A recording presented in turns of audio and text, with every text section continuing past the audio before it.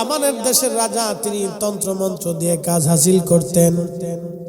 ইয়ামানের রাজা বললেন, একদিন ওই যিনি জাদুকর ছিলেন তিনি রাজাকে বললেন, রাজা মহারাজ, আমি তো মারা যাব, চলে যাব আমি একদিন দুনিয়া থেকে, অবশ্যই মৃত্যু আমার আসবে, কিন্তু আমার মৃত্যু আসার পরে আমার প্রতিনিধি রেখে যাওয়ার জন্যে আমাকে একটু সুযোগ যদি দেন, তাহলে একটা যুবক, মেধাবী যুবক আমাকে দিয়ে দেন, বালক দিয়ে দেন।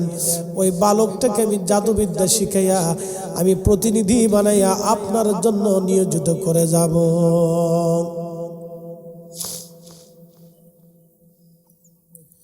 বন্ধু মনিয়ন্দবাসী, আখাউড়াবাসী মনোযোগ দিবেন, আল্লাহর কোরআন থেকে ঘটনা বলতেছি।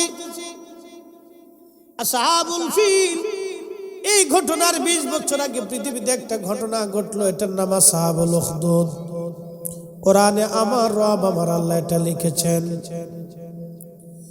হযরত আল্লাহর নবী বললেন, ওই রাজা একটা যুবক, একটা বালককে নিয়োজিত করলো, বালকটাকে নিয়োজিত করলো, ওই জাদুকরের কাছে পাঠাইতে লাগলো, যাতে জাদুকর তাকে জাদুবিদ্যা শিখাইতে পারে।